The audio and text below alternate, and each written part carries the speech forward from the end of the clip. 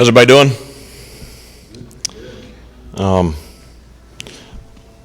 Well, great to get a win to open the season. It was great to be at home also.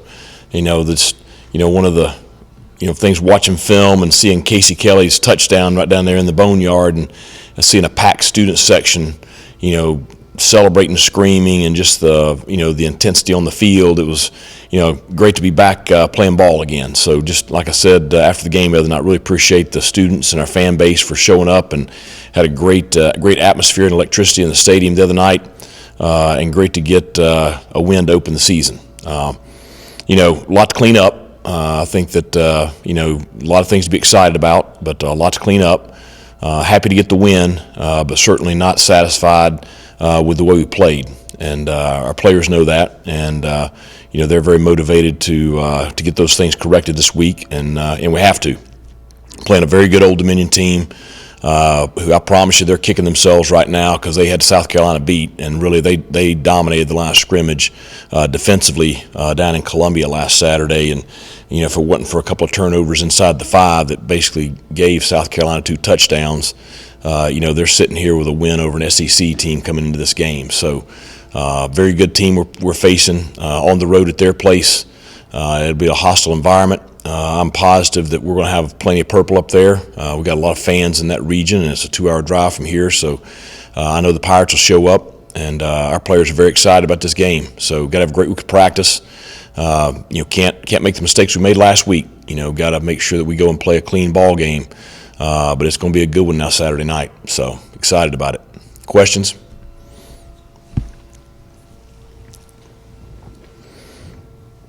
The 6 turnovers, kind of a variety of things. How quickly, easily do you think you can get them fixed? I think they're all, very fixable. Not anything extreme.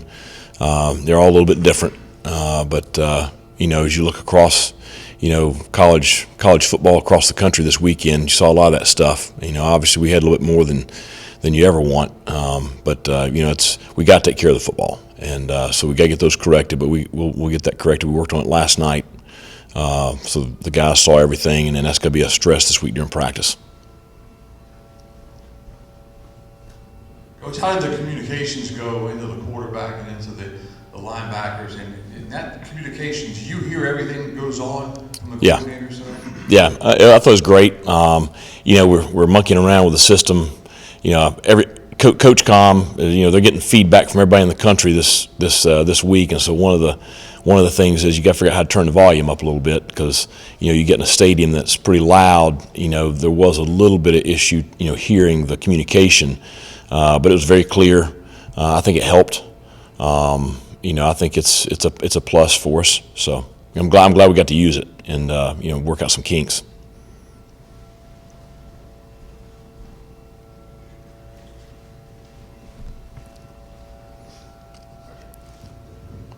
Just seeing this offense, the first time in a game setting, do you kind of feel like you guys dictated the pace you wanted to, and just even defensive personnel-wise, just the way you guys moved?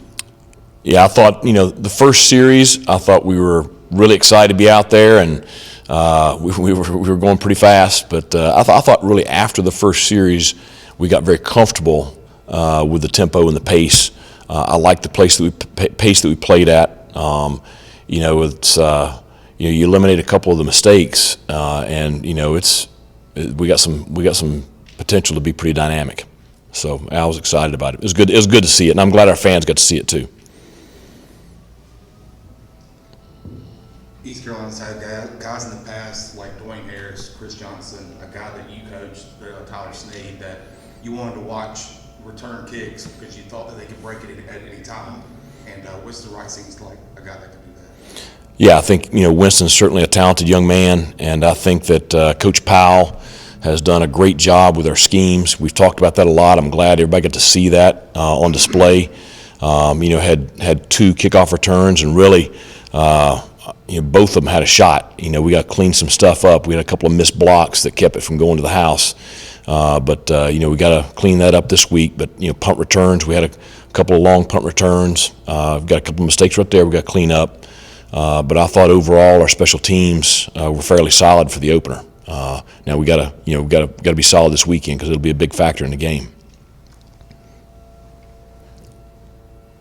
going off that, what was kind of the balance of obviously Winston and Javius are two of your more dynamic offensive players, but Yeah. not afraid to put them on special teams because they can change a game. Well, I think you've got one, you want them to touch the ball as much as possible. And obviously Javius has dealt with a little bit of injury during preseason, so, don't overload him in the first game. But, those two guys will get plenty of touches, throughout the year. But anytime they got the ball in their hands, they can make something happen.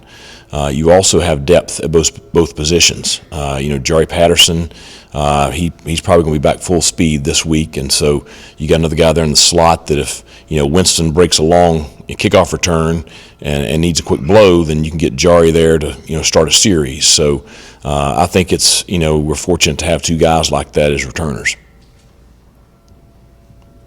Coach, what were some of the biggest particulars that stood out from the Old Dominion film that you're attacking in practice this week? Well, I think first is how solid they are up front and in the box. I'll tell you, at nose guard number 8, he's a man now, and we got our hands full with him. All three of those down linemen did a really good job. They got a couple of guys that come in where there's no drop off. Their linebackers are very active. The middle safety number 5, he's all over the place. They're a very aggressive defense, and they present a lot of problems. It's a little bit of a different scheme, but they do a really good job coaching it. I thought their secondary, which they got a lot of new guys in the secondary, but they're older, experienced guys. I thought they played really well. South Carolina struggled to move the football Saturday, and so I think that says a lot about them defensively. Offensively, ODU does a lot of things similar to what we do.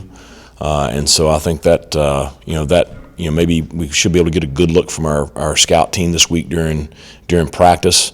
But the one thing they have is they've been running this offense for a couple of years, so they've got a lot of experience running it. And so they're going to have some things, some wrinkles and things that we haven't seen yet. So we've got to do a great job this week of working to be prepared for that. Coach, obviously injuries are part of the game. You don't have to ever go away from your top offensive line. Right. Who's got in and looks really good, at least to the untrained guy. Do you think that was a confidence builder for a lot of guys who haven't seen a ton of game action? Yeah, I think it's great to get in there. Now, McCrimmon, I don't think he was expecting to go in as early as he did when Kojo's helmet came off, but he did fine. We got some good young offensive linemen that are going to be solid players for us in time. It was good to get them some experience there. It was good to get London some experience, and I thought he did a good job when he got in there of really getting north and south in the run game. And we used a lot of guys at the skill positions that got playing time the other night and got a chance to make some plays. So just excited about all the personnel we were able to play the other night. Yeah, I was going to ask, kind of go off that with Chase banged up. How exciting was it to see really almost no drop off at receiver, just kind of across the board playing 7-8 guys there? I was very pleased about how they played. Anthony Smith obviously had the touchdown and had a big night receiving, but he also was, very good on the perimeter blocking. Had a pancake on one of the screens out wide. Brock Spalding, did a great job blocking, did a great job, receiving, running after the catch.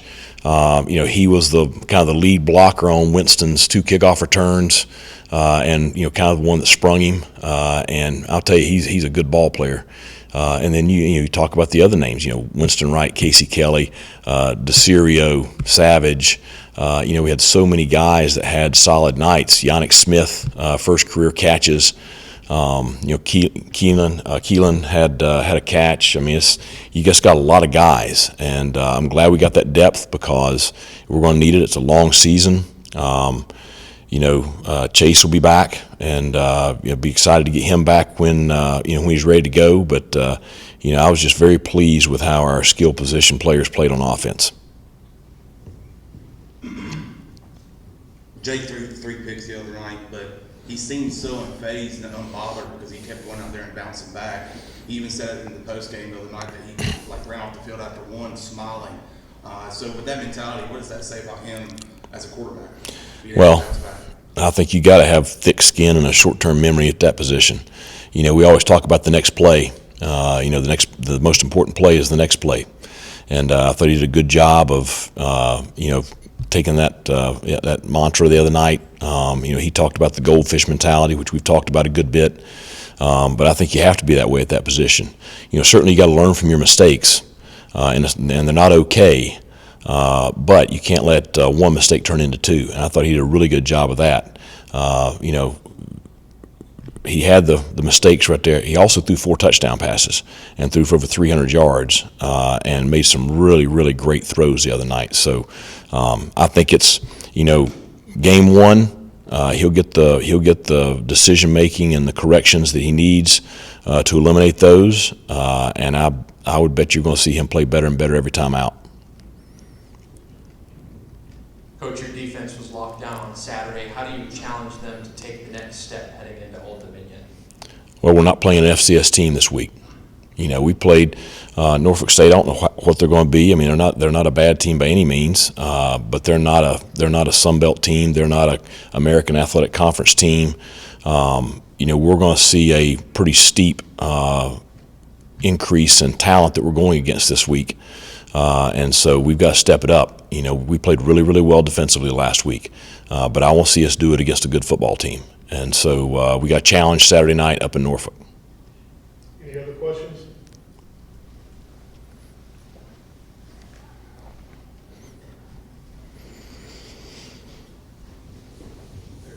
Coach, KJ Merill and Jamal Riddle, first game action. How do you think they did as freshmen?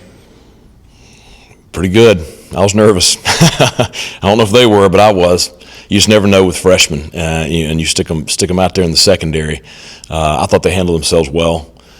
Jamal had a tackle on a kickoff. KJ had a big hit on the quarterback on a pressure. They both played well defensively.